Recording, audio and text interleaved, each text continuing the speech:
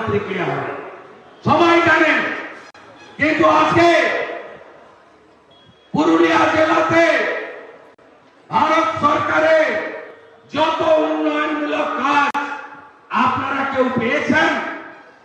লুট হয়ে গেছে, এই চোরেরা লুট করেছে। আমি তো সব সভাতে বলি প্রত্যেক মাসে কয়লা থেকে টাকা তুলেছে, লেখা আছে। মানহানির মামলা করুন না, প্রমাণ হবে ওখানে, প্রমাণ হবে। সুশান্ত মাহাতো বাগমুন্ডি, সুজয় ব্যানার্জি আর শান্তিরাম মাহাতো, তারা মাসে মাসে এখান থেকে কয়লার টাকা তুলেছে।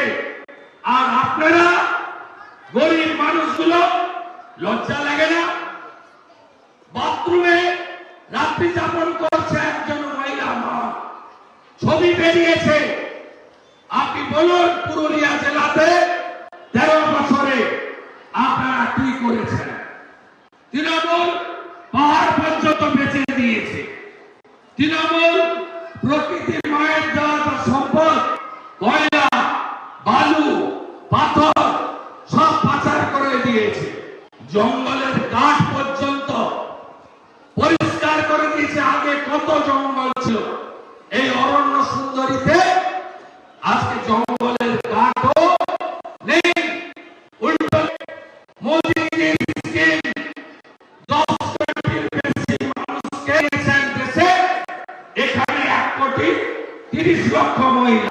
এবারে যে 75 লক্ষ নতুন গ্যাসের কানেকশন দিলেন, আপনাদের ঘরে আসেনি কেন? মমতা ব্যানার্জি বাদে 14 কোটি শৌচালয় দেশে হয়েছে, 72 লক্ষ পশ্চিমবঙ্গে দিয়েছেন, পাননি আপনারা শৌচালয়।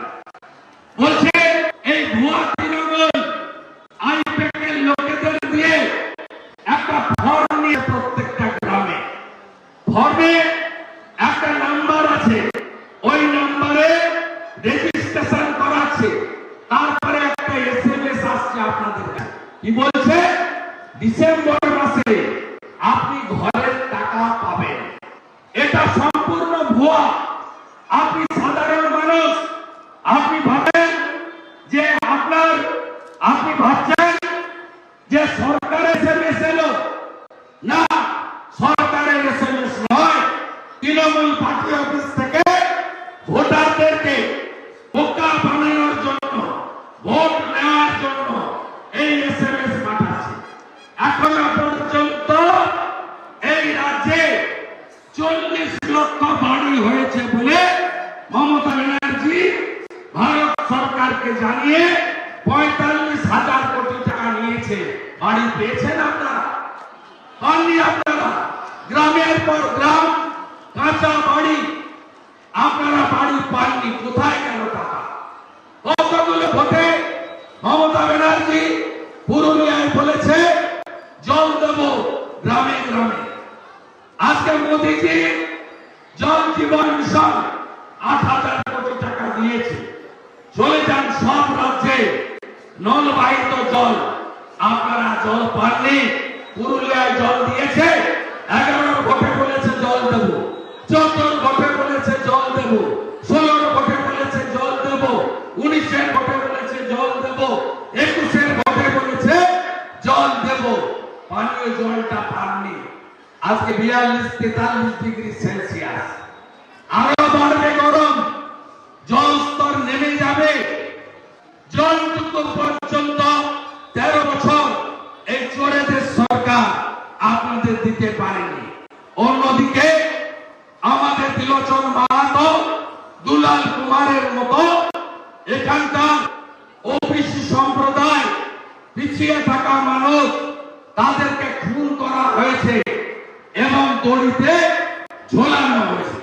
আমি গণদেবতা জনতা জনার্দনকে বলবো যে আপনাদের এখানে যারা দাঁড়িয়েছে, এরা জেতার জন্য দাঁড়িয়েছে না ভোট কাটার জন্য দাঁড়িয়েছে? আপনারাই বলুন। নেপাল বাবু তার একটা ছোট মিউনিসিপালিটি রাখতে পারেন না, চলে যায়, বিক্রি হয়ে যায়। তিনি দাঁড়িয়েছেন কিছু ভোট কাটার জন্য। অজিত বাবু বলছেন কুর্মী সমাজকে এসটি করার জন্য আমাকে ভোট দিন। আমি বলি এটা আপনাদের বলা উচিত যে কুর্মী সমাজ তৃণমূলকে বয়কট করুন। বয়কটের আবেদন করা উচিত, কারণ আপনাদের এই সংস্থা তৈরি করেছেন মমতা ব্যানার্জি, জিয়ে রেখেছেন মমতা ব্যানার্জি। ইস্তাহারে তৃণমূল কংগ্রেস বলেছে কুর্মী সমাজের এসটির বিষয়ে পদক্ষেপ নেব। কি পদক্ষেপ নেবে?